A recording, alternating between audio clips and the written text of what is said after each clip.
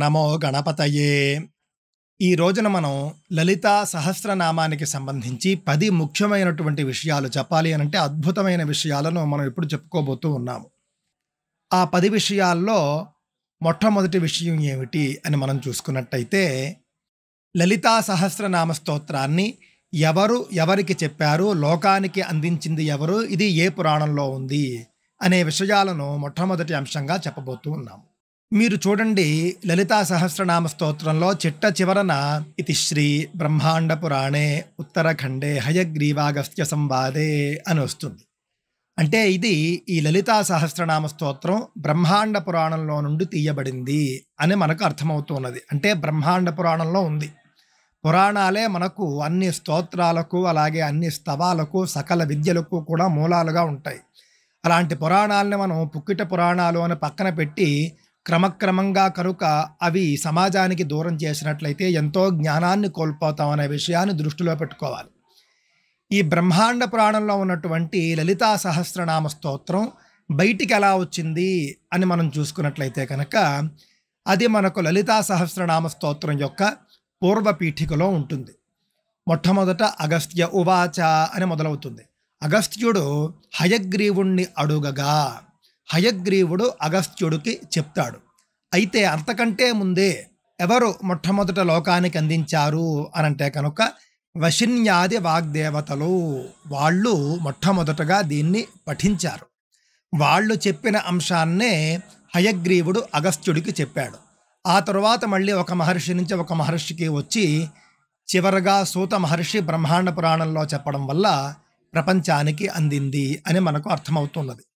అందుకే మనం లలితా సహస్రనామ స్తోత్రం యొక్క ఛందస్సులో వశిన్యాది వాగ్దేవత ఋషయ అని మనం అంటాం. వశిన్యాది వాగ్దేవతలకు అమ్మవారి యొక్క అనుగ్రహం చేత ఈ యొక్క సహస్రనామాలు కూడా స్ఫురించాయి, అంటే దర్శించారు. వాళ్ళు దర్శించి లోకానికి అందించారు అని మనకు అర్థమవుతూ ఉన్నది. ఇక లలితా సహస్రనామ స్తోత్రానికి సంబంధించి రెండవ అంశం ఏమిటి అనంటే కనుక ఇవి ఏ ఛందస్సులో ఉన్నాయి అని. ఇది అనుష్టుప్ ఛందస్సులో ఉన్నది. ఛందస్సు అనంటే కనుక మనం చెప్పాలి అనంటే ఒక నియమావళి అని మనం చెప్పచ్చు. ఏదైనా ఒక స్తోత్రం కావచ్చు, వేదమంత్రం కావచ్చు, స్తవం కావచ్చు, ఇష్టానుసారం రాయడానికి వీలు ఉండదు. గద్యం అయితే రాయొచ్చు, గద్యాలు వేరు. గద్యం కాకుండా స్తోత్రాలు, స్తవాలు, వేదమంత్రాలు ఇవేవి కూడా ఇష్టానుసారం ఇన్ని అక్షరాలంటే అన్ని అక్షరాలు, ఎలా అంటే అలాగా సంస్కృత భాష వచ్చు కదా అని రాయడానికి కుదరదు. ఖచ్చితంగా మహర్షులు చెప్పినటువంటి ఏదో ఒక ఛందస్సుని ఎంచుకోవలసి వస్తుంది. అంటే మహర్షులు చెప్పినటువంటి ఏదో ఒక నియమావళిని మనం అంగీకరించాల్సి వస్తుంది. ఆ నియమంలోనే మనం చెప్పుకోవాల్సి వస్తుంది. ఇంగ్లీష్లో చెప్పాలంటే క్రైటీరియా అంటారు. ఆ విధంగా ఛందస్సు అనేటటువంటిది క్రైటీరియా అని భావించాలి. ఆ విధంగా లలితా సహస్రనామ స్తోత్రం అనుష్టుప్ ఛందస్సులో ఉంటుంది. అనుష్టుప్ ఛందస్సు అంటే కనుక అనుష్టుప్ ఛందస్సులో ఉన్నటువంటి శ్లోకంలో 32 అక్షరాలు ఉంటాయి. అంటే కనుక 32 కంటే ఎక్కువ ఉండకూడదు, తక్కువ ఉండకూడదు. ఆ శ్లోకంలో ఉన్న ఒక వాక్యంలో 16 అక్షరాలు ఉంటాయి. ఆ శ్లోకంలో ఉన్నటువంటి ఒక పాదంలో 8 అక్షరాలు ఉంటాయి. పాదం అంటే వాక్యంలో సగం, అంటే శ్లోకంలో పావు వంతు. 8 అక్షరాలతో కూడినటువంటి 4 పాదాలను ఒక శ్లోకం అని మనం అంటామన్నమాట. ఆ విధంగా అనుష్టుప్ ఛందస్సులో 183 శ్లోకాలతో కూడినటువంటి లలితా సహస్రం చెప్పబడింది. ఈ అంశాన్ని బట్టి మనకి సంస్కృత భాష ఎంత నియమబద్ధంగా ఉంటుంది, ఎంత చక్కగా ఉంటుంది, ఎంత అందంగా ఉంటుంది అని మనకు అర్థమవుతూ ఉన్నది. మూడవ అంశాన్ని చూసుకున్నట్లయితే కనుక స్త్రీ శక్తి ఎలాంటిది, మహిళా సాధికారత హిందూ ధర్మంలో ఎలా ఉంటుంది అని చెప్పేటటువంటి ఒక నామం మీకు లలితా సహస్రంలో కనిపిస్తుంది. చాలా అద్భుతమైనటువంటి నామం. అది మనం రోజు చదివేదే అయినప్పటికీ కూడా అందులో ఉన్నటువంటి గొప్పతనం ఏమిటి అని మనకు అర్థమవుతుంది. అదేమిటంటే కరాంగుళి నఖోత్పన్న నారాయణ దశాకృతి అని. అంటే లలితా అమ్మవారి యొక్క చేతి గోరు నుండి మహావిష్ణువు యొక్క దశావతారాలు ఉద్భవించాయి అని చెప్పబడింది దీంట్లో. అంటే చూడండి, మనం మత్స్యావతారం, అలాగే కూర్మావతారం మొదలైనటువంటి 10 అవతారాలు, కృష్ణావతారం, రాబోయే కల్కి అవతారం వరకు ఉన్నటువంటి అవతారాలన్నీ ఎంతో శక్తివంతమైనటువంటివి. మనం రాముణ్ణి, కృష్ణుణ్ణి మొదలైనటువంటి దేవుళ్లను ఎంతో గొప్పగా పూజిస్తూ ఉంటాం. అవి ఎంతో శక్తివంతమైనటువంటి అవతారాలుగా మనం కొలుస్తూ ఉంటాం. ఆ అవతారాలన్నీ కూడా అన్నీ పురుషావతారాలైనప్పటికీ కూడా ఆ అవతారాలన్నీ కూడా లలితా అమ్మవారి యొక్క చేతి బొటనవేలు నుండి ఉద్భవించాయి అని చెప్పబడింది. అంటే అమ్మవారి యొక్క శక్తి ఎంతటిది అని మనకు అర్థమవుతున్నది. సనాతన హిందూ ధర్మంలో స్త్రీ శక్తికి ఎంత పెద్దపీట వేశారు అని మనకు ఈ నామం ద్వారా అర్థమవుతూ ఉన్నది. ఇక ఇందులో 4వ అంశం ఏమిటి అని మనం చూసుకున్నట్లయితే సువాసిన్యర్చన ప్రీతాయై నమః అని లలితా సహస్రంలో వస్తుంది. సువాసినిలు అంటే సుమంగళులు, పెళ్ళైనటువంటి సుమంగళికి సువాసిని అని పేరు. సువాసినిలను మనం పూజించినట్లయితే కనుక అమ్మవారు సంతుష్టురాలవుతుంది అని చెప్పబడింది. సువాసిన్యర్చన ప్రీత అని చెప్పడం ద్వారా ఇది మనకు వేరే ఏ మతంలోనూ కూడా మనకు కనిపించదు.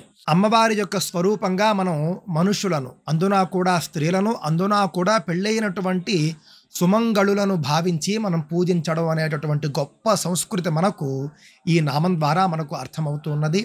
కాబట్టి సువాసినులను మనం పూజించినట్లయితే అమ్మవారు సంతుష్టురాలవుతుంది అని మనకు ఈ నామం ద్వారా అర్థమవుతున్నది. 5వ అంశం ఏమిటి అని మనం చూసినట్లయితే అగస్త్య ఉవాచ అని మనకు లలితా సహస్రం ప్రారంభమవుతుంది. ఆ యొక్క పూర్వపీఠికలో అగస్త్య మహర్షి గురించి చాలా చోట్ల హయగ్రీవుడు సంబోధిస్తూ కుంభ సంభవ, ఘటోద్భవ, కలశోద్భవ అని మాట్లాడుతూ ఉంటాడు. అంటే అక్కడ ఉద్దేశం ఏమిటంటే అగస్త్య మహర్షి కుంభ సంభవుడు అని పేరు. ఇది చాలామందికి తెలిసి ఉండొచ్చు. కుంభ సంభవుడు అనంటే కనుక కుంభంలో పుట్టినవాడు, ఒక కుండలో పుట్టినటువంటి వాడు. నేటి పరిభాషలో చెప్పాలంటే కనుక టెస్ట్ ట్యూబ్లో పుట్టినవాడు అని మనం చెప్పవచ్చు. ఈ విధంగా ఒక కుండలో ఒక మనిషి జన్మించవచ్చు అనేటటువంటి అంశం పురాణాల్లో పేర్కొనడం వల్లనే పరిశోధనలు చేసి ఇప్పుడు టెస్ట్ ట్యూబ్ టెక్నాలజీ వరకు వచ్చారు అని మనం చెప్పుకోవచ్చు. 6వ అంశం ఏమిటి అని మనం చూసుకున్నట్లయితే కనుక రోగాలతో బాధపడుతున్నవారు, దీర్ఘాయుష్ను కోరుకునేవారు లలితా సహస్రనామ స్తోత్రాన్ని ఎలా పారాయణ చేస్తే వాళ్ళ రోగాలు తొలగి దీర్ఘాయుష్షు కలుగుతుంది అని లలితా సహస్రనామం యొక్క ఫలశ్రుతిలోనే చెప్పబడింది.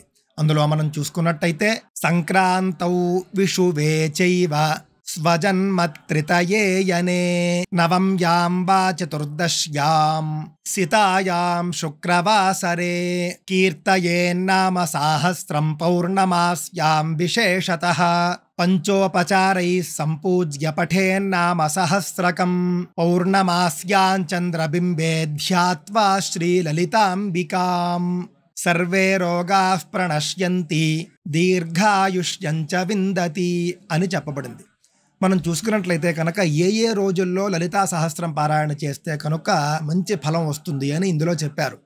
అందులో ముఖ్యంగా చూసుకున్నట్లయితే నవమి రోజు కావచ్చు, సంక్రాంతి రోజున కావచ్చు, విషు అనగా ఇప్పుడు ఏప్రిల్ 14వ తేదీ రాబోతూ ఉన్నది సౌర సంవత్సరాది అని అంటారు. దాన్నే విషువత్ పుణ్యకాలం అంటారు. ఆ పుణ్యకాలంలో కావచ్చు, చతుర్దశి నాడు కావచ్చు, అలాగే శుక్రవారం రోజు కావచ్చు.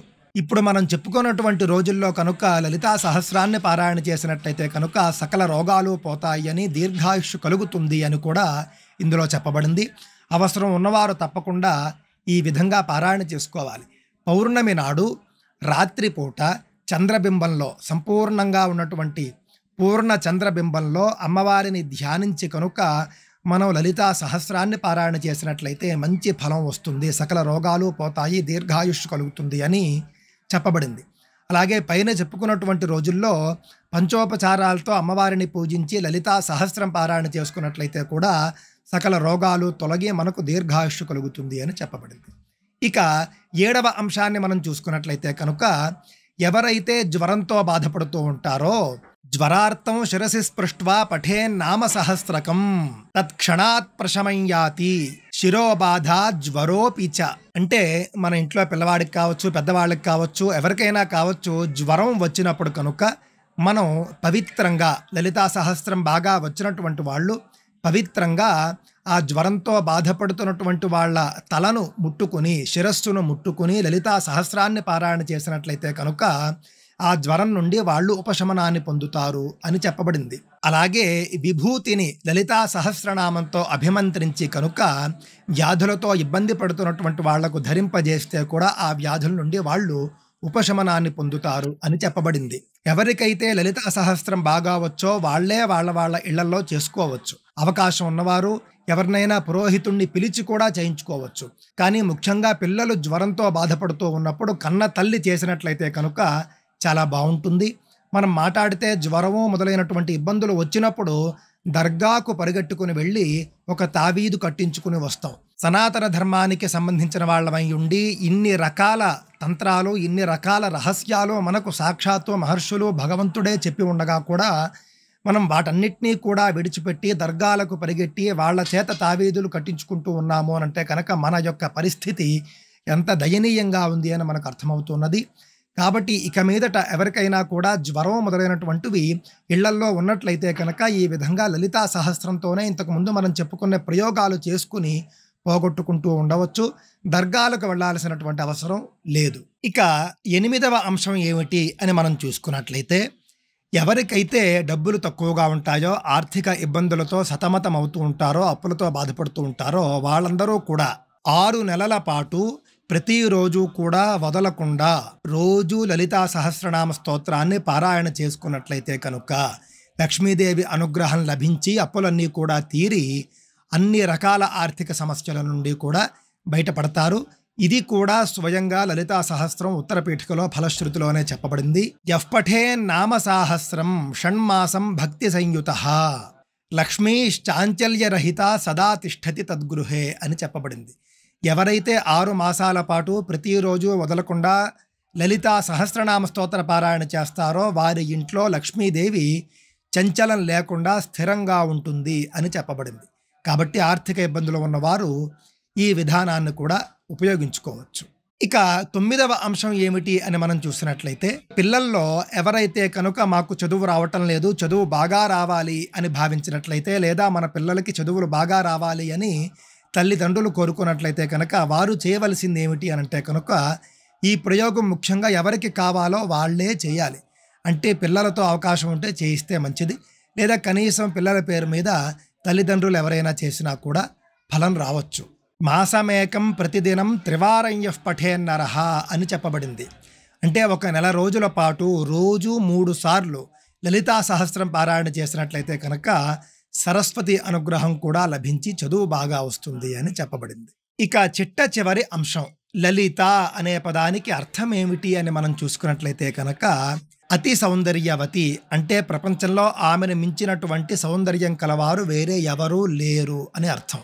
అంతేకాక సుకుమారి అంటే ఎంతో సుకుమారంగా ఉంటుంది అమ్మవారు, ఎంతో కోమలంగా ఉంటుంది. ఆమె చేష్టలు కానీ, మాటలు కానీ, ఆమె ప్రవర్తన కానీ మొత్తం అంతా కూడా ఎంతో సౌకుమార్యంతో కూడుకొని ఉంటుంది అని దీని అర్థం. అలాగే లలిత అనే పదానికి ఇంకా వేరే వేరే అర్థాలు చూసుకున్నట్లయితే, శోభ అంటే శుభాలను కలిగించేటటువంటి గుణాన్ని కలిగి ఉన్నది, అలాగే గంభీరంగా ఉండేది, ఎంతో ఆత్మస్థైర్యాన్ని కలిగి ఉన్నటువంటిది, గొప్ప తేజస్సు కలిగి ఉన్నటువంటిది, ఎంతో మాధుర్యమైనటువంటి మాటలను కలిగి ఉన్నటువంటిది, ఎంతో ఔదార్య గుణాన్ని కలిగి ఉన్నటువంటిది. ఈ విధంగా లలిత అనే పదానికి మనం ఇప్పుడు చెప్పినటువంటి అర్థాలన్నీ కూడా మనకు వస్తాయి. ఈ విధంగా మనం లలితా సహస్రనామంలో దాగి ఉన్నటువంటి 10 ముఖ్యమైనటువంటి అద్భుతమైనటువంటి రహస్యాలను చెప్పుకున్నాము. ఇవి మీకు నచ్చినట్లయితే కనుక తప్పక శ్రీమాత అని కామెంట్ చేయండి. అలాగే 10 మందికి షేర్ చేసి అందరూ కూడా వారి వారి బాధల నుండి బయటపడి లలితాదేవి యొక్క అనుగ్రహాన్ని పొందడానికి మీదైన సహాయం చేయండి. స్వస్తి.